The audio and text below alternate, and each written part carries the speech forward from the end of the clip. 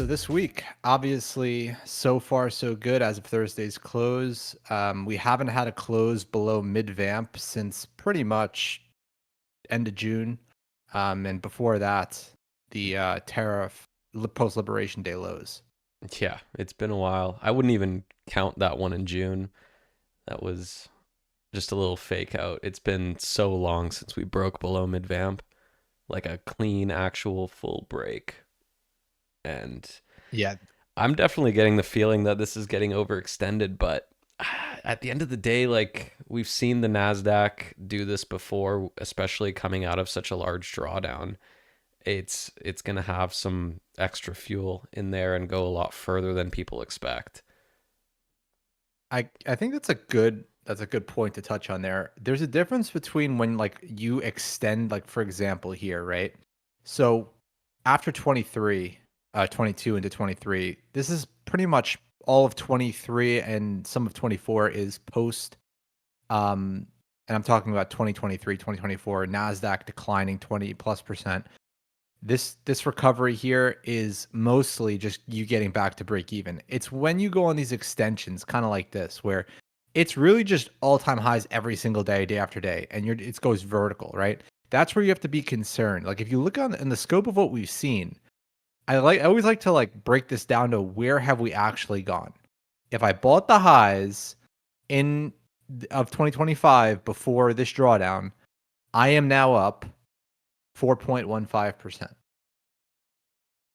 So this is not telling you that there can't be any consolidation. There can't be any pullbacks. There can't be any dips. This is just telling you that, look, the market hasn't actually gone on a heater. Like it hasn't really put excessive stretched returns in. Most of this was just recovery. Yeah. And uh, if if someone does want to hedge, just thinking that maybe the market's going to top out and we'll have a little short-term pullback, um, the way that I do it, it's obviously not like a full hedge, but I sell some covered calls on my position, and I did when we first entered, and I covered those some of those calls. I bought them back, so there is a risk with doing that because especially coming out of such a large pullback and this a lot of this move is recovery. Like I think the move can get very stretched coming out of this. And so there is a risk with selling covered calls. You have to be really careful. And a good way to do that is waiting for upper vamp touches and selling short dated calls, which they protect you a little bit, but it's in terms of like full blown hedging, that's not really something that I do. I just kind of eat the drawdowns, trust the system. Yeah, all in all, so far, um, we're set up pretty good here. I think that if you're getting concerned about a drawdown or some sort of top action, like, and when I say top, I don't mean permanent top. I just mean a simple reset. I'm not talking like this drawdown. I'm talking maybe something like this, where you come down and then you go back up again. Maybe a couple of months, a couple through 1.5 to 2 month long consolidation esque type of period. Could that happen? Yes, but remember, the market's only up 4% from where we were in February. It would have to basically go back into a consolidation range again for a prolonged period of time. And given what we're seeing with net stimulus and growth and labor market, doesn't feel like we should be seeing any like serious downturns in the market. System isn't saying that either. So my guess is that it'll be hard to get the market below mid vamp, but we should recognize when that happens as a possible area of, call it, pause. Not It's not the bull trend is over. It's not we're going to drop 30%. It's just, you can get a situation where you take out mid vamp and you can, you pull down an extra, what, 3-4%, but really just a lot of just choppy sideways action. And this was obviously all slow down, risk off here. So it's a poor example in terms of what to really expect, but it's an example of what I mean by bull trend consolidation. Yeah. We're not in those regimes right now, so it's very important that you understand that as long as we're above mid vamp, the risk is, or the base case is, new all-time highs, and the risk is that everything just goes higher. Yeah, and even in this regime, like pullbacks get bought up so quickly historically in risk on regimes. Like what we need to watch out for is if we get a pullback, but the growth index is also dropping significantly. That's when it's kind of like, oh shit, maybe this is not the dip to buy. But I just don't see that happening anytime soon. Like we just got this regime flip, and um, seems like it's going to be a pretty strong risk on regime. Yeah, so far, yeah, and it definitely is working out that way. And then on top of that, we're seeing things like liquidity index still holding up in turbo bid. It has been fading a little bit, but it's still being up here is a good sign. And then like even on the economic surprise index, right, for the United States, we're back above zero. These are all good signs, right? Everything kind of coming together. Um, these are things that we want to pay attention to. They're not defining factors of the system. The system is independent, right?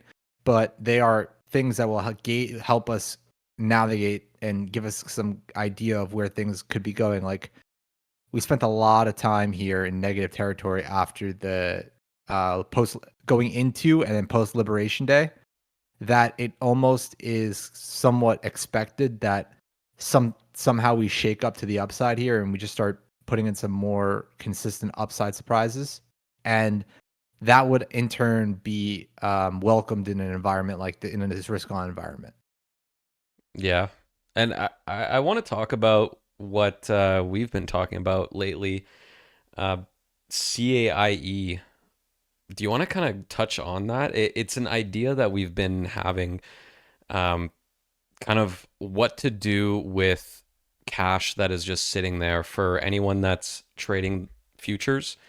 So since you can get a lot more than 3x leverage with futures, you don't need to have all of your cash deployed if you're running NQ, for example, during risk on.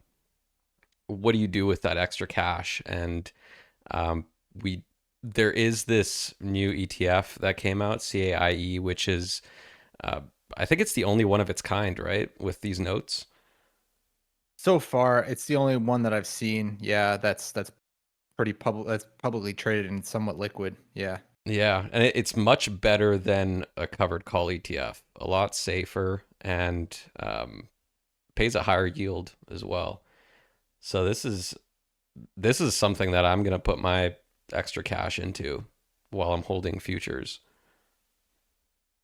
Yeah, I'm gonna do the same thing as well there with that. And I guess to kind of give some idea what's going on with this ETF. Obviously, we're not advisors. We can't tell anyone to buy this ETF. We can only tell you what we're gonna do. You should definitely read the prospectus for this ETF if you're interested. We're not paid by the ETF to talk about this. The managers were there's no compensation. This is just something that we came across. And what this ETF basically is it's a basket of auto callable market link notes. So I'll go over that in a second as to what is actually in the ETF, but think of it as a way to collect interest similar to a covered call ETF, but you don't write call. There's no calls being written. So if it does fall, the ETF does fall with the market, you're not writing calls all the way back up for the most part. And a good example of this would be this is the ETF. The website's from Calamos, and they have a good little diagram here of what's going on. So, what this ETF is doing is essentially trading this um, Mercube Vol Advantage Index, and they're using these notes based on this advantage index, and we'll look at the index in a second. And these notes are essentially debt obligations. So they encompass a couple of things. They have a strike price, and they have a barrier, and they have an auto call level. The auto call level is typically the strike price, and this is all sounding quite complicated. So I think we should just break this down via the literature. Let's see if we can look at this real quick. So this is a good illustration of what this fund is. So inside the fund, there are anywhere from 50 or so, 50 to 67 in this case, as the prospectus notes based on this S&P total return large cap auto callable index. We'll go over that again in a second. And the way it works is the notes have a strike price of the current value. Well, let's just say, you know, call it 3,000 or 2,000, right? So that's a strike price. And as long as the index doesn't fall 40%, you're going to get your coupon payments, but you're not really going to have upside because it's a debt-based obligation just with a barrier, pretty much guaranteed coupon as long as you don't go below the barrier. And if the market drifts up or the index, your underlyings are going to mark up due to the mark to market functions. I mean, basically saying, you know, if the risk here is that the index falls 40% and your coupon payments stop, the further you get away from that 40% downside, the more valuable the note becomes. And it's not linear. It's just a function of the higher the value of the underlying index, the less likely it is going to fall to that strike price that was set here, right? That you will no longer receive coupons. So if you strike, for example, a note at 2,000 and the index goes to 4,000, um, the index has to fall below 1,600 for you not to get paid those coupon payments. Therefore, the mark to market value of the assets will rise because they're more valuable. And this is a very high level approach. I recommend everyone read the prospectus, understand what is going on here. And ultimately, what this is, the goal of this is essentially to park free cash that you would normally park in T-Flow. Since we're using futures, Artie and I, right, we have excess cash because of the low margin requirements of futures contracts.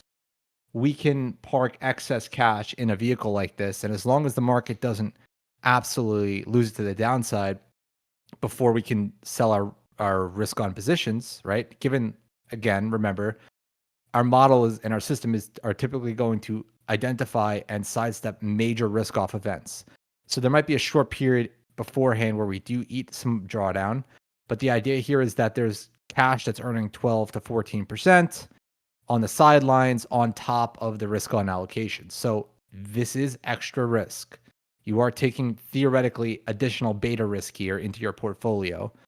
And you can have an additional drawdowns as well. But the idea here is that we should be able to realize more coupons over a long enough time horizon, at least we believe, than we would in erroneous losses from catching short-term risk-on regimes or risk-on regime fake-outs over the long term. So this is what we're doing here. Yeah, it seems like every major drawdown from what we've looked at has been avoided due to a risk off pivot. Like this is something that Now is only for risk on regimes. It's not a risk off regime thing. Yeah, so here's the index. This is the index that the notes are based off of. It's an S&P 500 index and it is vol controlled. So it has a target of 35%. Essentially, what this means is there's leverage involved in here. So you're not getting 14% risk free. Okay. So if you look at it this way, when you look at a covered call ETF, you're getting paid so high or so much because you have literally no upside. And in a drawdown, what happens is on a covered call ETF, when your equity draws down or the fund draws down, it's going to sell covered calls all the way back up just because, Johnny bought it at 3,800 and it falls down to, 2,200 doesn't mean the fund's going to wait for Johnny to break even to start selling covered calls on the assets. It's going to do it all the way back up. So you essentially get all the downside, no upside, or basically you get full downside and no real ability to recapture the losses on a bounce because unless it's very rapid, the fund's going to be selling calls on the way up. So it's really pure downside exposure with the premium that comes in. And this fund's a little bit different. So this fund, to generate those returns, it's not selling covered calls, but it is going to use some leverage in this index. This is an S&P 500 vol controlled index, so it's going to pick up some volatility by leverage to enhance the underlying, volatility profile. So it makes sense for the banks to offer these higher yields because the asset's more volatile. As simply, as in the most layman term, in the most basic terms possible that I could put it, it's an amplified S&P 500 index. Now, with that, what this basically means is the notes in this index or in the CAIE ETF are all based on this index. So it's essentially 65 different notes with different strike levels based on this index. So the bet here is that this index will not stay down in a risk-on environment, will not get absolutely destroyed in a risk-on environment, and in turn will trade higher.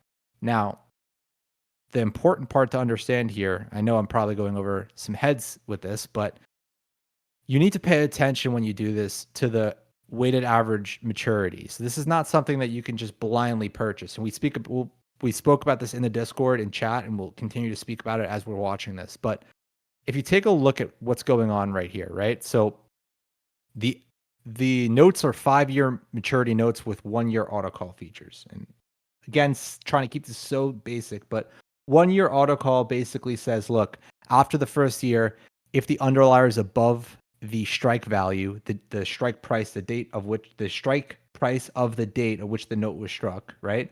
Let's call it 100 for this example. If the underlying is above 100, the bank can take the note back at par and you keep the interest that you received.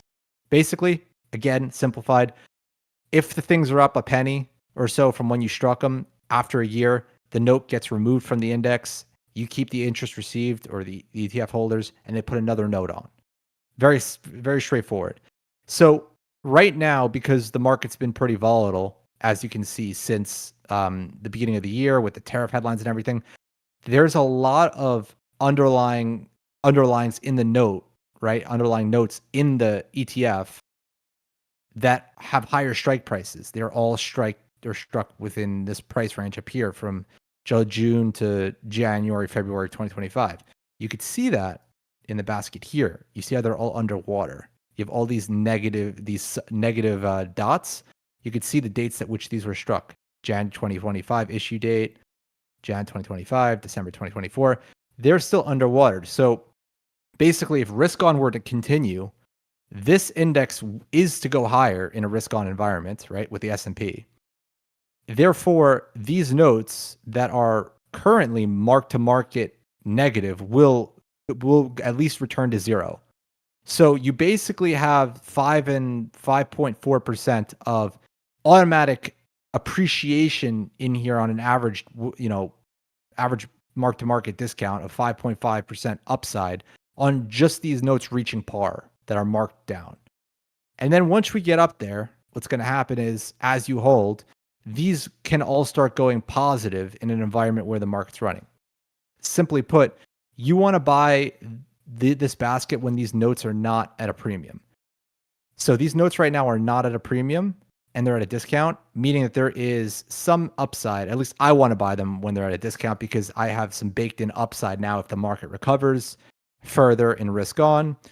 And if this number were closer to 100 and there were more mark-to-market premiums than were discounts, this would be an unattractive offering. So that's simply how this is. Right now, this is a good spot, I think, for us in RQF to park excess futures cash into, given we are bullish on the risk outlook. But this is not a buy blind and hold product. You need to understand what's going on here, because what can happen, and I'll leave it off on this, what can happen is the market can go on a linear run. Think of it like 2023 to 2024, right? Where this index just pretty much goes up in a straight line.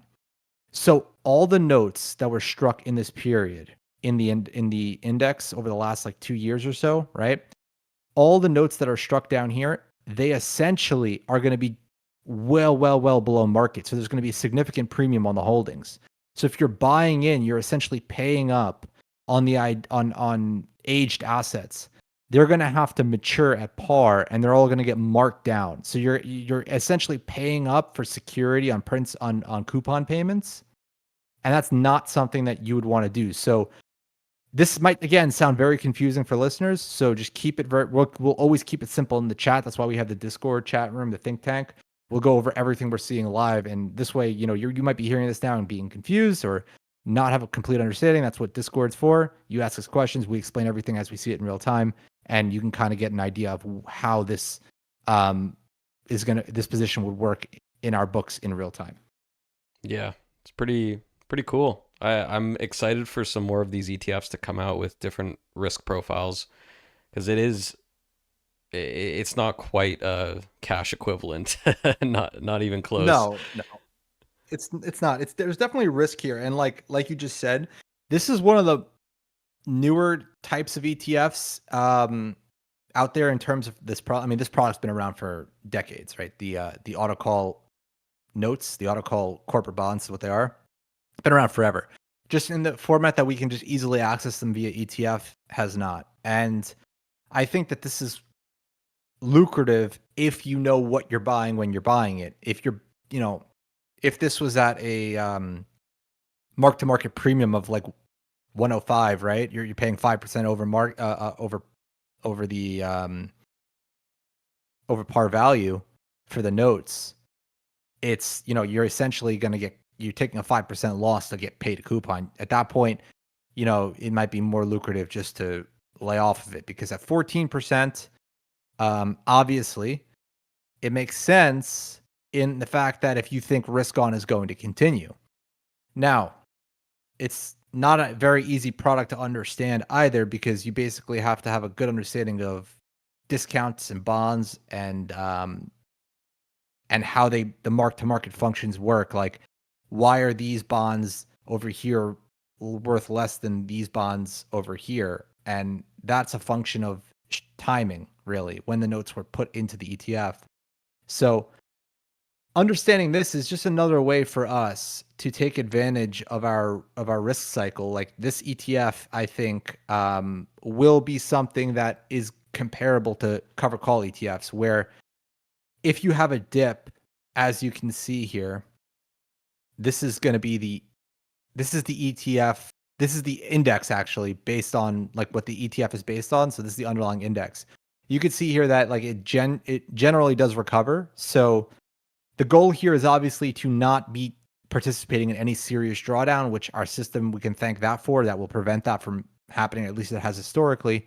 We think it will do that in the future. So we're essentially going to be capturing upside moves here with the market going up and rising tide lifting all boats.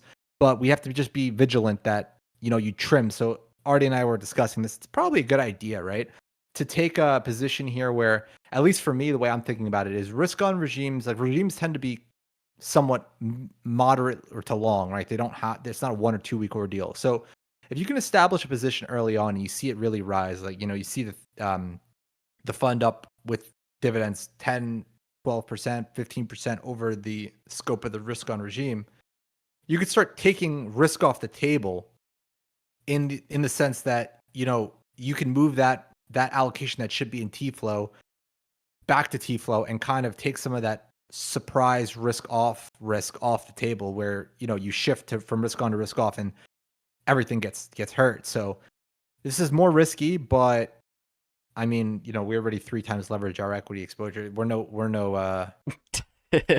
Yeah. we're not shy to risk. So like, This is we kind of take just risk. like another way to squeeze a little bit more juice out of risk on regimes.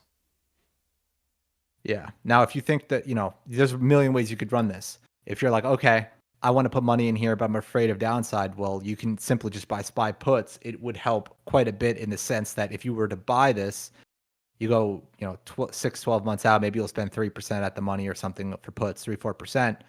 But if it falls right away, and, you know, let's say the index falls 10-12%, you're essentially covered unless the index falls significantly more than S&P, which tends to be unlikely. Nonetheless, let's just say it falls, you know, 10%, you could pay 4%, knowing that you'll probably get that back within a quarter and a half, or at least within a quarter or so, quarter and a half of coupon payments from the ETF. So it's essentially, you're paying up early for your protection, and you're going to let it refund you as the regime goes on. There's a million ways to skin a cat. It's just, for us, the way that we do this is, you know, since we're trading futures contracts, we have this large liquidity doing nothing. Money markets are cool right now, but rate cuts are only going to continue. and those T-flow yields are going to drop. So if you want to be a little bit, you want to get cute with it, as they would say, this would probably be a way to do it without having to take on the burden of the cover call ETFs, where let's just say you have a multi-month consolidation. The cover call ETFs will continue to sell calls, and they may do okay, but if you fall, you're essentially getting full downside, and you're not getting the ability to rebound capital on bounces if you decide to hold it. Yeah, and I think that's the worst part about covered call ETFs for us is they get capped, their upside gets capped so hard during risk on regimes. Whereas this one actually seems to accelerate during risk on regimes, especially if they Yeah. accumulate a bunch of these notes during the dip. Yeah, so here's a good example, right? Like after 23, 22, 23, this index into like the risk on pivot in where was it? In November 23, something like that. All the way to our risk off pivot in July, this index goes up 43%. Now, you might say, well, if it's paying a 14% a year, how does this index go up 43%? Like the ETF, how does it rise 43%? And as Artie just said, the background of where the notes are struck is very important. It's the key to the whole thing. So because you spent so much time in this drawdown, you basically had we go back to the index, right? Let's look at the index itself in which the notes are priced. Imagine like 20 to excuse me, 80 to 90% of your underlying like strike levels being down here, basically in the 22, 23 lows.